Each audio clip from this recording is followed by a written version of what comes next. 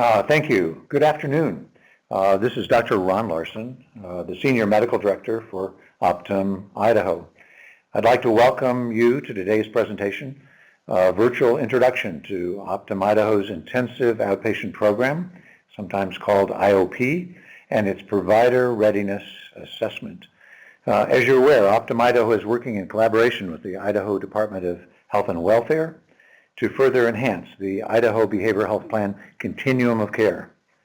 They do this by investing in accountable, outcome-driven, and recovery-centered programs and services.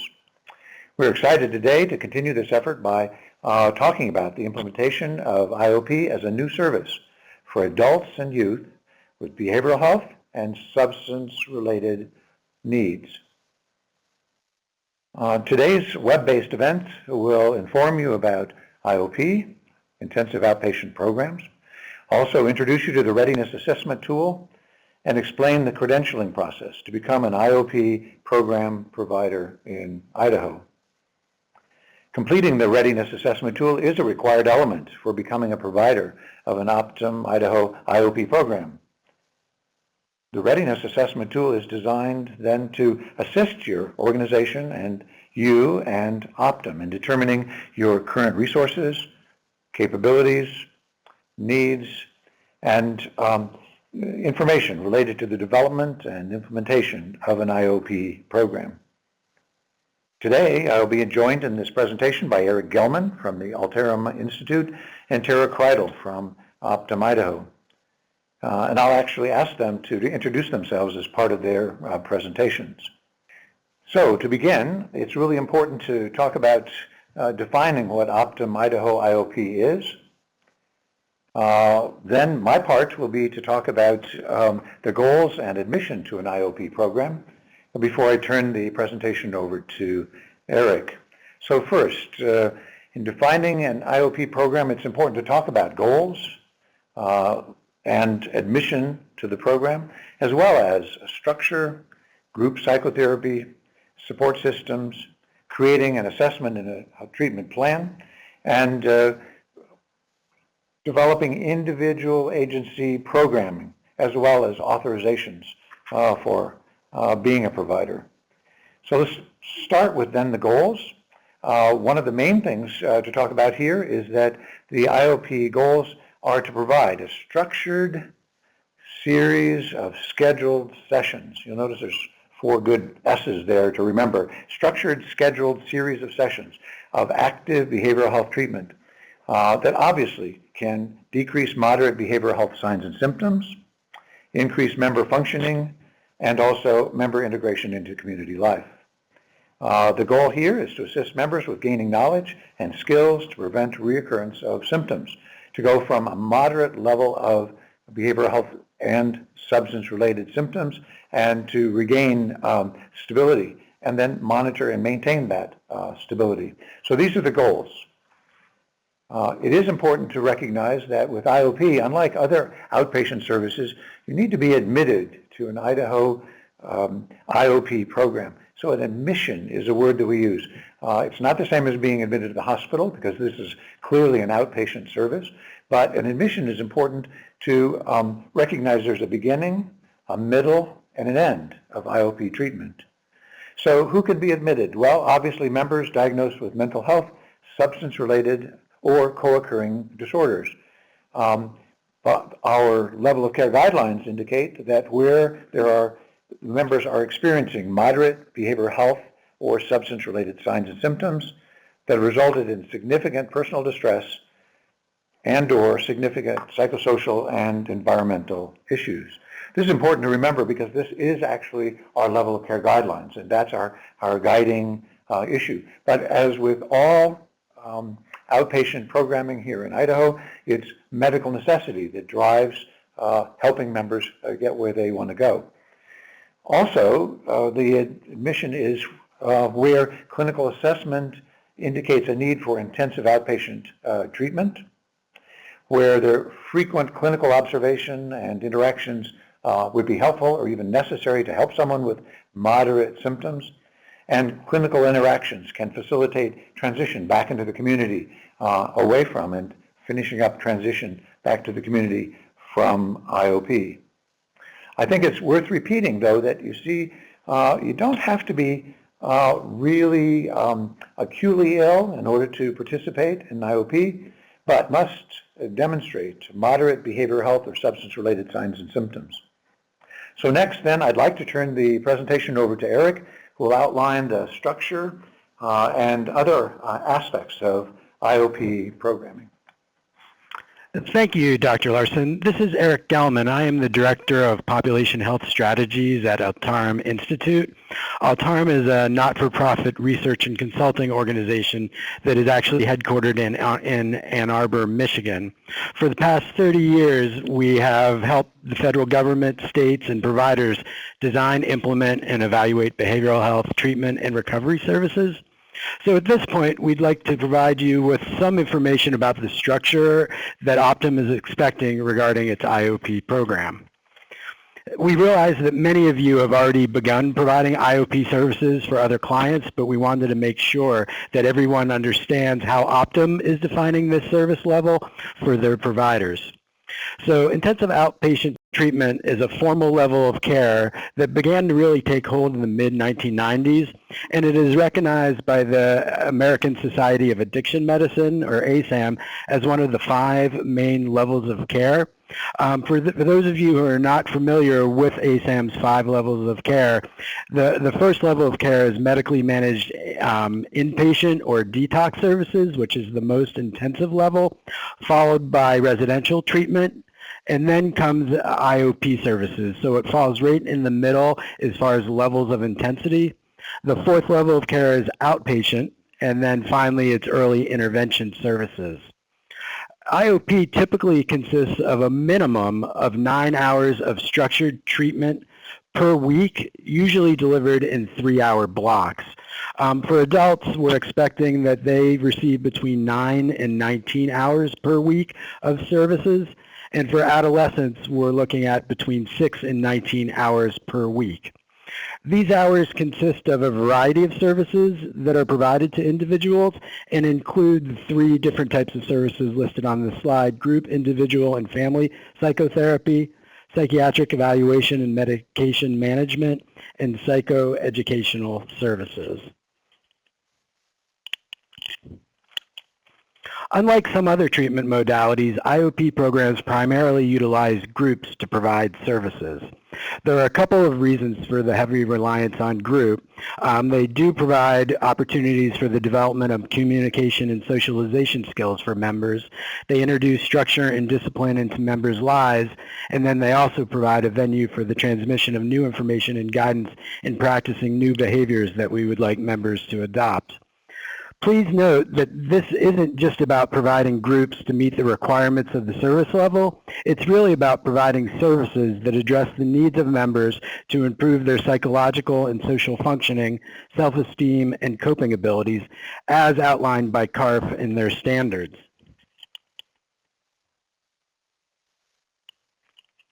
CARF also specifies that IOP programs must contain both individual and group services.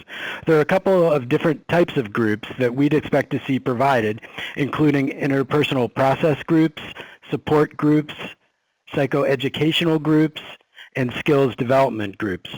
And while groups are a major focus in the IOP programming, the services should also include 30 minutes of individual counseling per week, a 90-minute family session, and 15-minute medication management sessions if appropriate. Optum's level of care guidelines specify that treatments must include interventions that, 1, enhance motivation, 2, promote informed decisions, and finally, support the member's recovery, resilience, and well-being. For example, in addition to all the different groups and services that were identified on this slide, there could also be motivational interviewing, recovery and resiliency planning, and advanced directive planning that's part of an IOP program. The level of care guidelines also require that a member's family and other natural resources are engaged and participate in treatment as appropriate.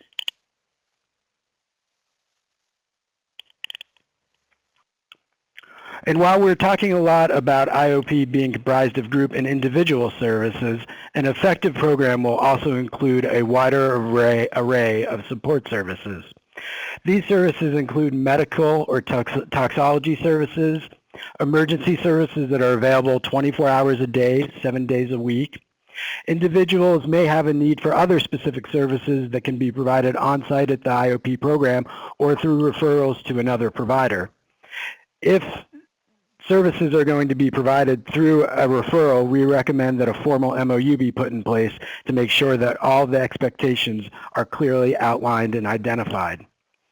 Per Optum's level of care guidelines, the treatment plan must detail how the interdisciplinary team will be coordinated. It is not sufficient just to make referrals. The IOP program itself is responsible for making sure that these services are coordinated and documented.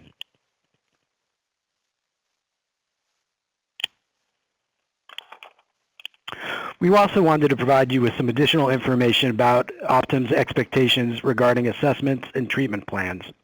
Regarding assessments, no specific assessment tool is required for IOP.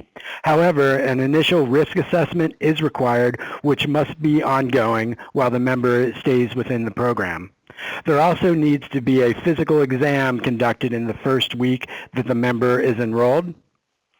As far as the treatment plan, it must be clear with long-term and short-term member-focused goals. The treatment plan must include the duration and frequency of treatment interventions that enhance motivation and support the member's recovery, resilience, and well-being. You're hearing those words quite often. The treatment plan needs to document the why now factor. Basically, why is this level of care clinically indicated at this time? The Optum's level of care guidelines also require that the treatment plan needs to be updated frequently, at least every 30 days, as the member's condition improves, worsens, or even stays the same.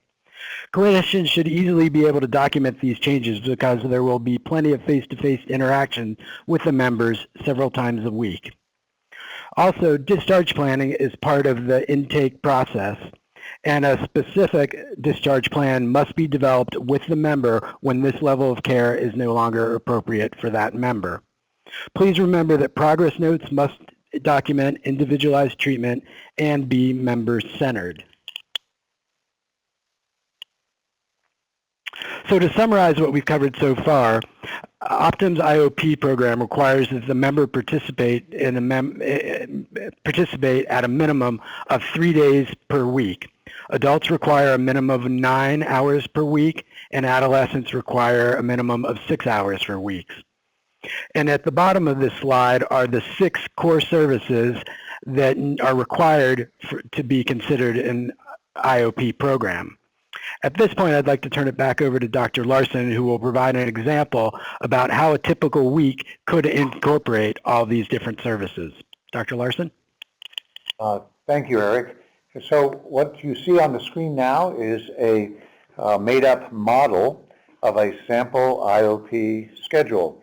If I were going to run a program like this and be responsible for it, if it were for adults, it might be the best time of day would be from 3 until 6, and that I would divide those days up, perhaps Monday, Wednesday, and Friday. Now, that doesn't actually have to happen. It could be Tuesday, Thursday, and Saturday. It could be morning programs. But you can understand if it's an adult program for adults, you'd want to pick the period of time. So maybe 5 until 8 of an evening might be appropriate. But it's important to point out that in such a program, interpersonal process groups, you see one for 90 minutes on Monday and again for 90 minutes on Friday, are an important part of ongoing IOP treatment. Weekly goal setting. When I worked at an IOP program, we did weekly goal setting on Mondays, and we took a half an hour to set goals for the week, and people interacted. These are in groups, but also some individual work. Certainly, psychoeducational groups are part of this system as well. Notice that I've arbitrarily put in anxiety and depression on a Monday, but I almost always covered this on Monday. After a weekend, patients really need to talk about the kinds of things that happened over the weekend and or get some group help with those things. Same thing's true about anger management. Just for An example, I put down a psychoeducational group for late in the day on Wednesday. The research says that grief and loss is involved in 83% of the people that would come to an IOP program, and so it's really important to cover that. And then my last thought about this page is that family group psychotherapy is important. It is important to do this in family kinds of settings, encouraging family involvement, creating family involvement in some cases. So I'm not here to say that there should be a specific schedule, but if an IOP program is successful, it is structured, it is done in advance. At the beginning of the week, people know when they're coming for their 3-hour blocks or whatever the blocks look like. They can prepare for them, and actually will be getting homework to do for the next group. And so this is an interactional behavioral health program. Now, as I mentioned, behavioral health, I guess perhaps I didn't emphasize enough that it doesn't have to be just behavioral health. It can also be substance related as the primary diagnosis or entry point, or co-occurring. I don't have to mention to the clinicians on the call that as I did private practice for many years, a lot of people identify themselves as having a behavioral health program or a problem, but more than half of those people ended up identifying that they had a substance abuse issue as well. So what we're really looking at here is patients with moderate behavioral health symptoms, but it may be behavior related. It may be substance related, it may be co-occurring, and so those aren't limitations to an IOP. It's also important to say in terms of admission that, as a matter of fact, we have level of care guidelines, but IOPs on the substance side are, there's a long history of using ASAM criteria, and IOP criteria is 2.1 along the dimensional scale. And so that's established here in this state. That isn't so difficult to talk about. We will, in addition to the level of care guidelines, however, for on the behavioral health side, we'll use the level 1 cross-cutting dimensions that DSM-5 have identified, and you can find those in the DSM-5. So I just wanted to indicate that this is a schedule to give you a feeling for the kinds of people that would be involved and how you might visualize the week going. The authorizations are for up to 30 days, but I'm going to turn the talk over now to Tara to introduce herself and to talk about authorizations and request forms. Sure, thanks Dr. Larson. My name is Tara Kreidel, and I'm the Strategic Project Analyst with Optum Idaho. So I've been working with Dr. Larson, Eric, and our project team to implement IOP as a new bundled service for Medicaid members. So as Dr. Larson indicated, this will be a Category 3 service, which means it needs a pre-authorization. Many of you are familiar with this process already, but if you're not, this requires a written service request form to be filled out and completed on Provider Express, and our care advocates will utilize management that request, and it can take up to 14 days. So you will need to submit an authorization request prior to that time, and if it's determined to be medically necessary for a member, the authorizations can be up to 30 days. Please note this will require informed consent on the side of the member, and we will expect that an individualized treatment plan has been signed by a master's level clinician. And we will also be looking for care coordination with a primary care provider and any other behavioral health providers who might be providing services to this member. All right, so we have talked about the expectations for an IOP program. Let's talk about the steps to becoming an in-network Optum Idaho IOP provider.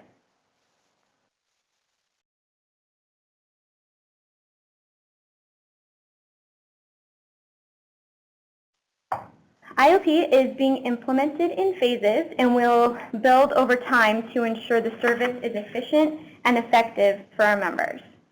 We're in the first phase right now.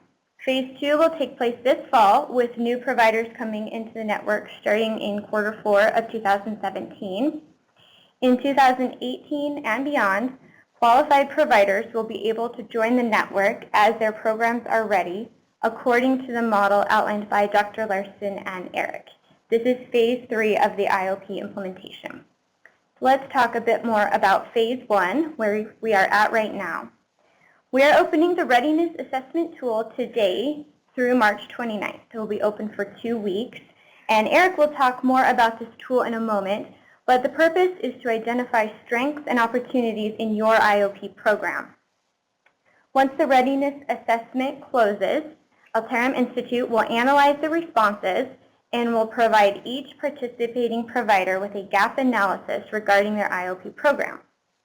Providers with programs that meet the IOP requirements discussed earlier will be invited to participate in credentialing and contracting in the month of May.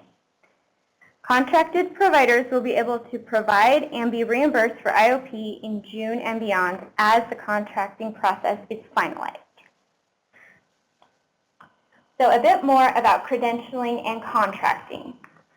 Providers will participate in an on-site audit. Our auditors will visit your agency in the month of May using the organizational provider tool and the treatment record review. These can be accessed on the Optum Idaho website under the Network Provider tab, and then Guidelines and Policies, or through the link that you see on your screen.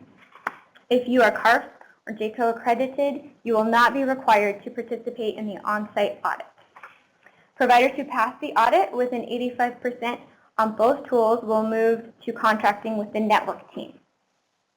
Eric, can you discuss the readiness assessment tool in more detail? I will. Thank you, Tara. So we spent some time this afternoon explaining what IOP is, the requirements and expectations, and how you will become an IOP provider. At this point, it's time to really talk about and introduce the readiness assessment itself. To be considered for each of the 3 phases of IOP implementation, providers must complete the readiness assessment and have an executed contract. You've heard that said a couple times, but we want to make sure that that message is clear. The assessment tool will allow Optum and Altarum to identify providers who can begin offering IOP services in the very first phase of this implementation and can be immediately credentialed into Optum's network as a IOP provider. At a minimum, providers will have the ability to offer psychotherapy at regularly scheduled intervals, times, to offer individual therapy, and have a fully developed documentation and quality review process. You cannot be considered for a potential phase 1 provider if the entire assessment isn't completed. In addition to identifying the providers who will be ready to participate in this first phase, as Tara said, the readiness assessment will also help both individual providers and Optum determine what resources and capabilities are needed to be successfully implementing an IOP program. So once you are ready to complete the tool, we estimate that it will take about 2 hours to gather and input all of the information. Please note that every question should be answered to the best of your ability. There are certain fields within the assessment that are marked as required, and you will not be able to move forward in the tool until a response is provided. For any of the other questions that are in the tool that are not required, responses that are left blank will indicate that you don't have any information to share. So please make sure that you've put in all the information that you mean to, and try not to leave any of the questions blank. The assessment asks for information about the 5 items at the bottom of this slide. Providers who already are offering IOP services will have the opportunity to share information about their current services, their staffing, their site or sites, the population or populations that they serve, and their quality improvement processes. If you do not currently offer an IOP level of care, you will be asked to provide information about your anticipated program in each of these 5 areas. As Tara mentioned, the assessment tool will be available today.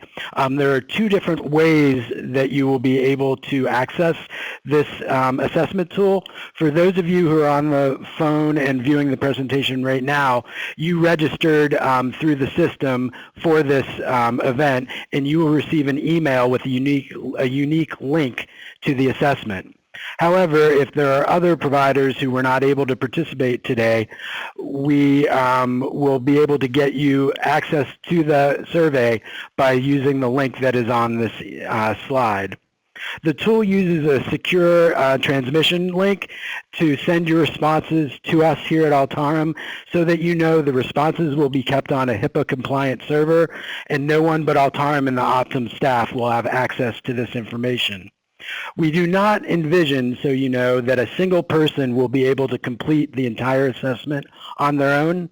Instead, we believe that the best responses will come from agencies that pull together a team of senior management, staff, and subject matter experts to gather the information together, and then have one person enter the data into the system.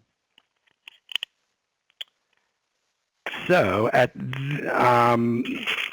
once the tool closes on March 29th, Altarum will analyze each of the provider's strengths and identify areas that need to be addressed in order to deliver IOP services for Optum.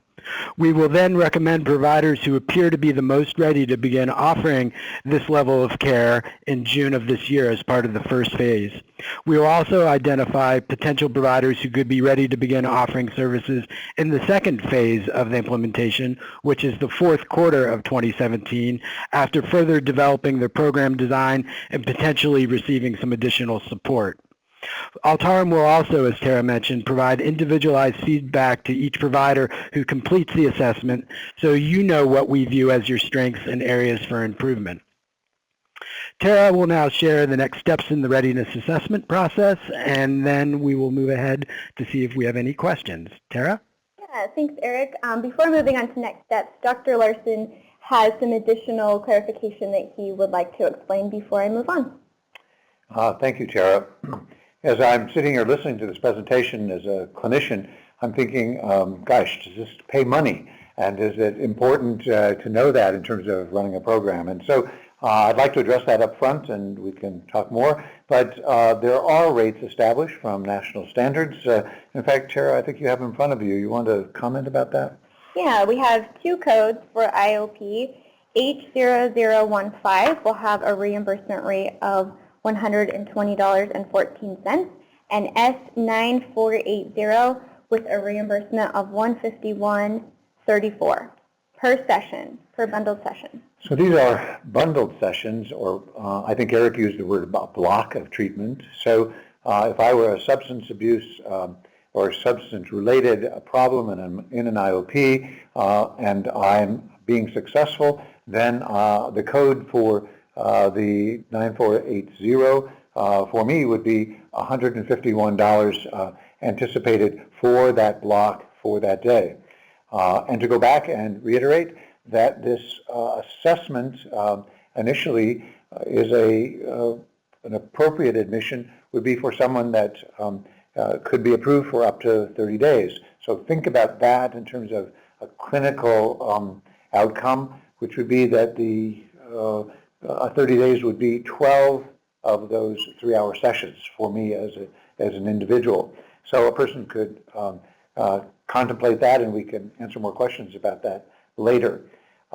It's also important to recognize that this, from a clinical standpoint, is anticipated for most members that it's an 8-week program. That is, you'd be approved for 4 weeks, and then if I'm engaged, if I'm the member, or if the members are fully engaged, that it will be approved for a second 4 weeks. A third 4 weeks would be available, but that would require a peer-to-peer by a clinician deciding whether that was warranted. And you also might ask, from a provider standpoint, who can provide these services?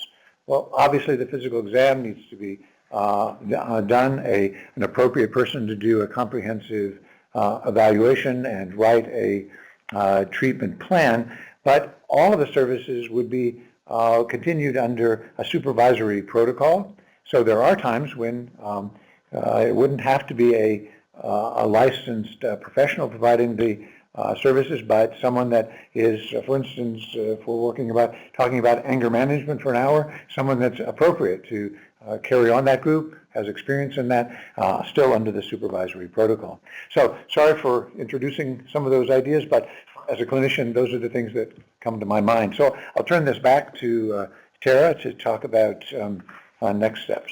Sure, thanks, Dr. Larson. So I just want to reiterate the next steps for providers who are interested in providing IOP to Medicaid members in phase 1 of the IOP implementation.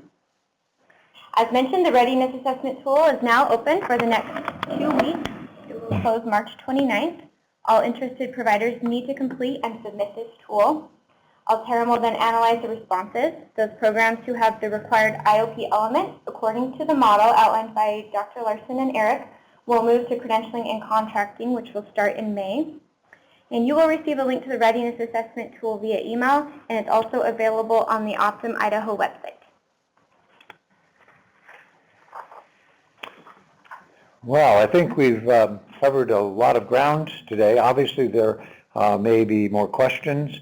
Actually, my suggestion is that it's now time for people to take a serious look at their abilities and goals for the year. We are interested in having providers for IOP services throughout the state and in each region, and so it's important for you to take a look at those kinds of issues.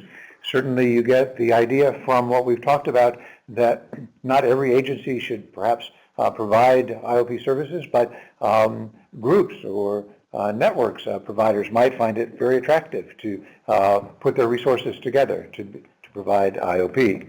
The other kinds of things that are important at this point to understand is that when the questions come up, it will be important to put them in the context of the questionnaire and assessment that is the next step. So with that in mind, Allison, can you provide us some information and take us through questions that people have at this point? All right, it does look like we have some questions coming in. The first one for Dr. Larson is, can peer support run groups? That is a good question. Peer support is really important to Optum Idaho as it becomes a way of providing services for some members that really need that kind of support. I believe that peer support providers are trained and would be able to provide a part of an IOP program, an hour, for instance, having to do with peer support, perhaps in an hour and a half of a group, if the group was appropriate to their level of expertise. So the answer is that is possible. Another question that I see coming up on the queue has to do with the dose of treatments. It is important to recognize that this is a program where you get a structured series of hours.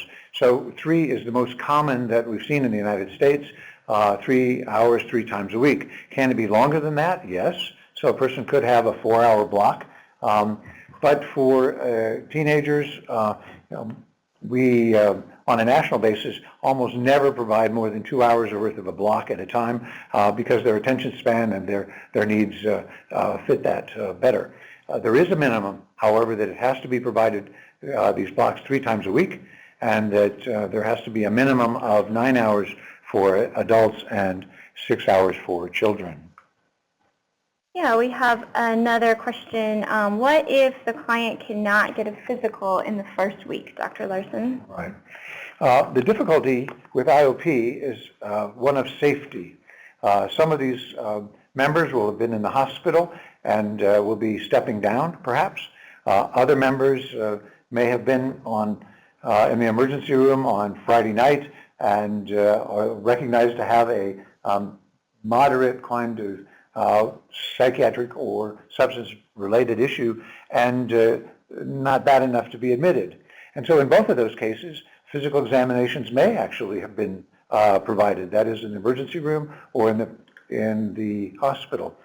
On the other hand, from a safety perspective, it's very important for providers of IOP programming to have a way, contracted or a memorandum of understanding that there is someone that can, a nurse practitioner, a physician, a psychiatrist can perform a physical examination. The reason for this is that behavioral health and substance abuse signs and symptoms can be found in many other medical situations or illnesses, and it's really important the first week to sort that out.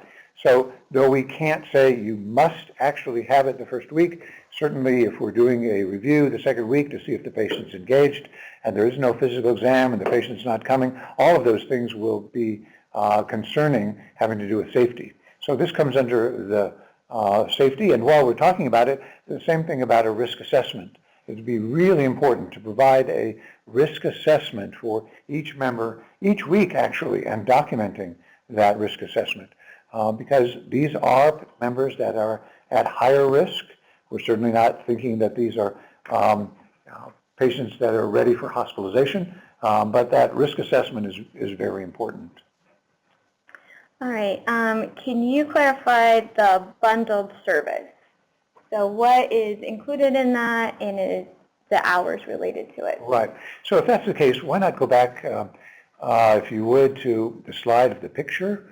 Tara, if you do that, I think it's on page there. Thank you. Sample IOP schedule.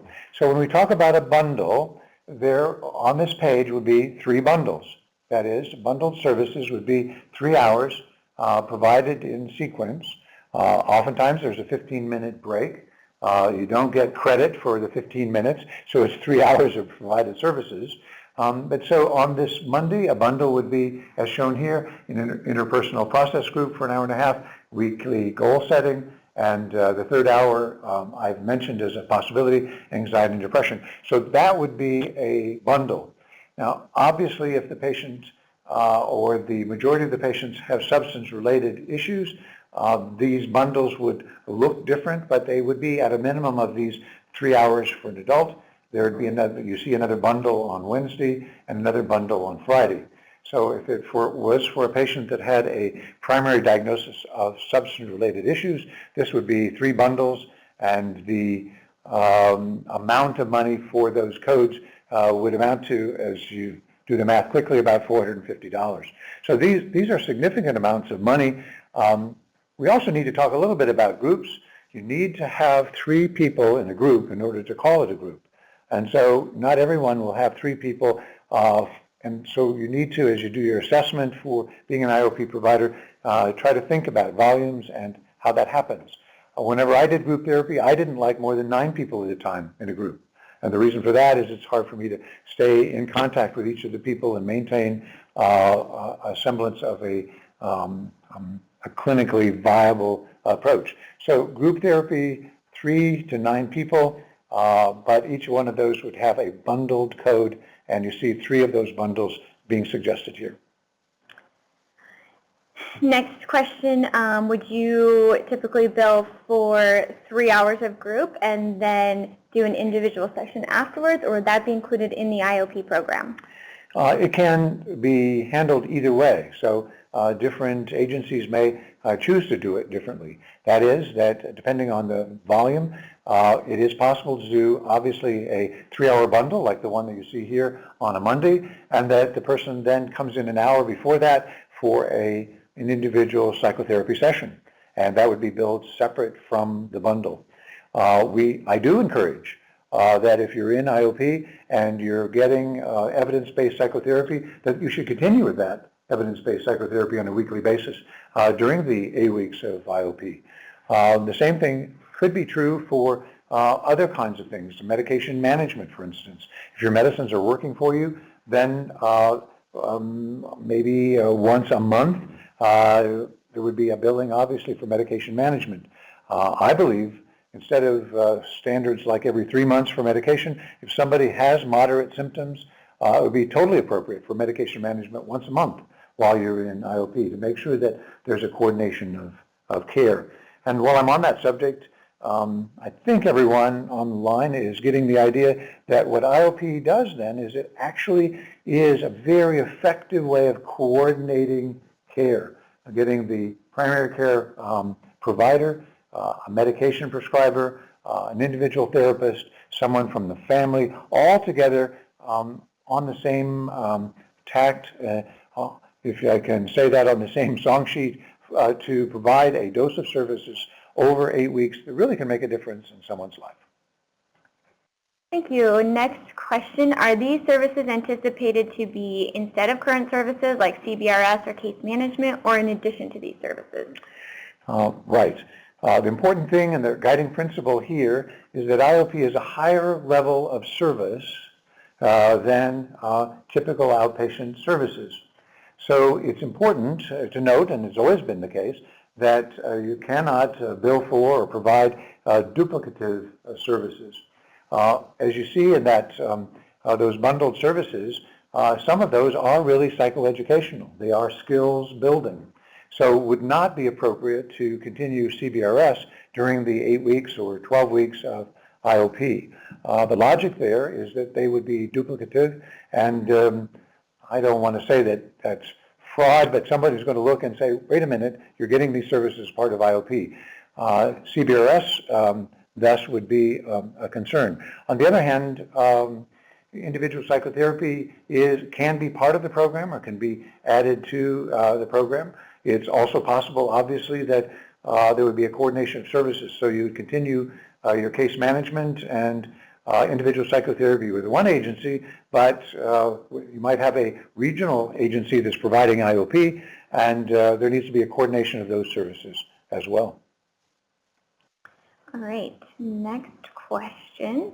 Can you explain or discuss more the 14-day turnaround time? If providers, for example, in SUDS, 14 days might not be an appropriate time for them to wait for an approval. All right. So we envision and plan to do utilization management for IOP in the same way that we've done all other outpatient services here at Optum Idaho. That is, we have a 2-week turnaround time for authorizations for level 3 services. We intend that if someone is admitted to an IOP program, that you are approved for that first 30 days on 12 of these, at a minimum, 12 of these bundled services. In order to continue for a second month, it's obvious then from a numerical standpoint that after the first 2 weeks of being involved in IOP, it would be totally appropriate for the provider to ask for the second month. That allows for the 2-week turnaround time, but it does something even more important. That is, the biggest problem with IOP is making sure that members become engaged. We'll know that, and you as providers will know that the first 2 weeks.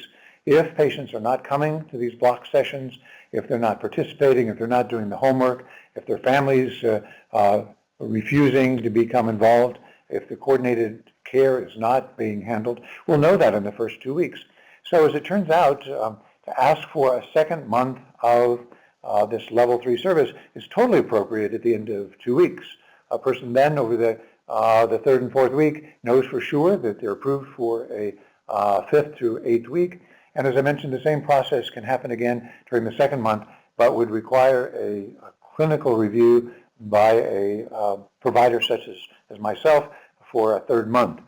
The reason that's important is that IOP programs existing in the state now for members that have substance-related issues oftentimes are a 3-month program, and we don't want to curtail that if there is good engagement and the person is making good progress.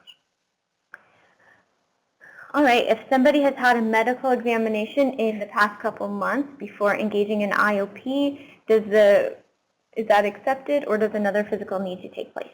Right. And as I indicated, these aren't mandated, absolute issues, but safety is very, very important. Certainly at hospitals, we demand a 30-day review of physical examination. If you're going to have surgery in Idaho, you have to have had a physical exam by your primary care doctor within 30 days. So there is some flexibility there. If somebody's been in the hospital and the physical exam was 2 weeks before, I think that that could be appropriate. The difficulty is that we sometimes get really lax in psychiatry and behavioral health and allow people to come in and say, oh, I don't have any physical problems and I just need mental health issues, and that will not be allowed. We need to have a check on the person's physical status, their medications, recommendations for continuation of those medications. So I don't think 2 or 3 months will count, but if someone's had a good physical exam within 30 days and we can document that, I think that that's going to be within the range of possibility, yes. All right, next question. Can you talk more about the 8-week time frame and why not 12 weeks? Right. I'm not here to indicate that there's an individual amount of time for members. That is, that some members will not become engaged in the first 2 weeks. And so there will be a review with the care advocate about that. What an opportunity, however. If the person's not getting engaged, we might discuss the possibility that this isn't the best recommendation for the patient. Utilize field care coordinators or utilize other services such as peer support at that point, and recognize that that may be in the member's best interest. It is felt from some national studies that the average expected dose of IOP is 8 weeks, with some patients obviously less than that and some more than that. I'm not here to say that there's an absolute amount, but the research does say in order to turn a corner, to make a difference in someone's life, you need this kind of dosing over 8 weeks in order to ensure that it's stabilized and maintained. Yes, I think we have time for one more question. As a psychiatrist, obviously we're at the end of my 50-minute hour, and so Tara, what else is on the queue? Yeah, can you talk more about the risk assessment and who should complete that? All right. Risk assessments will be required documentation on a weekly basis in IOP. Now, there are a number of different risk assessments. ASAM has a 5-point risk assessment that's well published and that people use.